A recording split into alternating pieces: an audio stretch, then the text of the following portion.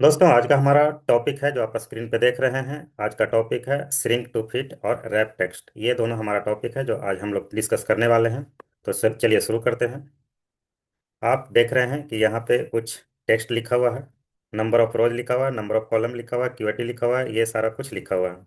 अब इसमें आप देखिए कि मेरे पास ये जो कॉलम का जो विड्थ है, मैं अगर इतना लेता हूँ तो आप देखिए कि इसमें से कुछ पार्ट बाहर निकल जा रहा है, सी वाले कॉलम के एरिया में आ जा रहा है। इसमें से भी कुछ पार्ट बाहर आ गया, इसमें से पूरा सेल के अंदर ही है हमारा टेक्स्ट जो लिखा हुआ है। इसमें भी देखिए बाहर निकल रहा है, इसमें बाहर नहीं निकल रहा है, इसमें देखिए बाहर निकल रहा है, ये सारे में बाहर निकल जा रहा है, यहाँ भी बाहर निकल जा रहा है।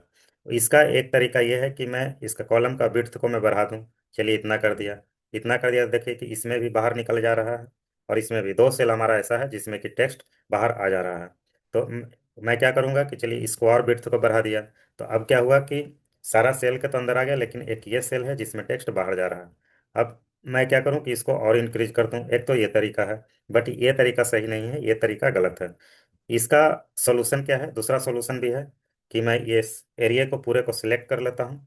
सिलेक्ट करने के बाद मैं क्या करता हूँ, यहाँ देखिए रैप टेक्स्ट लिखा हुआ है, रैप टेक्स्ट यहाँ लिखा हुआ है। एक यहाँ से भी आप जा सकते हैं, अलाइनमेंट में जाइएगा तो आप यहाँ पे रैप टेक्स्ट आपको मिल जाएगा। एक और तरीका है, मैं यहाँ पे जाता हूँ, अलाइनमेंट के अंदर में जाता हूँ, यहाँ लॉन्च बार ओपन करता हूँ, यहाँ से भी रैप टेक्स्ट आपको मिल जाएगा। चलिए ओके कर देते हैं। तो देखिए क्या हुआ।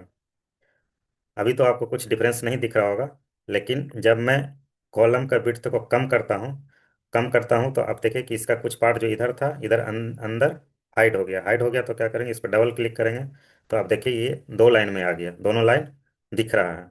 उसी तरह से अगर इसको और विड्थ को कम कर देता हूँ तो आप देखिए इसको, मैं थोड़ा रो का हाइट बढ़ा दिया तो आप देख सकते हैं कि इस सेल का टेक्स्ट है दो लाइन में आ गया, इस सेल का भी टेक्स्ट दो लाइन में आ गया, इस सेल का भी टेक्स्ट दो लाइन में आ गया, इस सेल में भी दो लाइन में टेक्स्ट आ गया, इसमें देखिए तीन लाइन में आ गया, इसमें तीन लाइन में आ गया, इसको और इंक्रीज कर दिया स्पेस, तीन लाइन में आ गया। इस तरह से आप देख रहे हैं कि रैप टेक्स्ट का फंक्शन इसके लिए हम यूज़ करते हैं। बट ये भी तरीका बहुत ही अच्छा तरीका नहीं है। इसका भी एक सॉल्यूशन है मेरे पास जो अभी मैं बताने वाला हूँ आप लोगों को। अभी मैं रैप टेक्स्ट का जो फंक्शन है अप्लाई किया हुआ उसको डिसेबल कर देता हूँ। रैप टेक्स्ट का फंक्शन अब अप्लाई नहीं है। तो चलिए मैं दूसरा फंक्शन आपको बताता हूँ कि इसका क्या सॉल्यूशन है। क्या करेंगे, सबको सिलेक्ट करेंगे।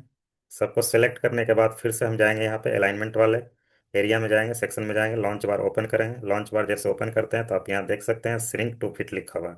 श्रिंक टू फिट लिखा हुआ है। आप यहाँ से भी जा सकते हैं, फॉन्ट वाले जो सेक्शन है उसमें भी जाइए, लॉन्च बार ओपन कीजिए। यहाँ भी आप देख रहे हैं ये अलाइनमेंट है, अलाइनमेंट में जाएंगे तो यहाँ श्रिंक टू फिट लिखा हुआ है, इसको क्लिक कर देंगे।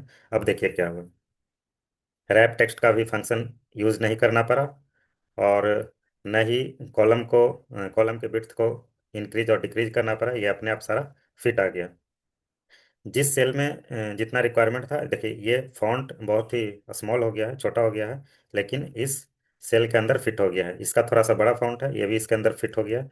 और देखिए इसका फॉन्ट बड़ा है क्योंकि इससे ज़रूरत ही नहीं था, क्योंकि टेक्स्ट ही बहुत कम था इसमें। अगर इसको मैं विड्थ को थोड़ा बढ़ा दूँ तो आप देखिए इस तरह से सारा टेक्स्ट अपने सेल के अंदर फिट हो जाता है, श्रिंक टू फिट हो गया।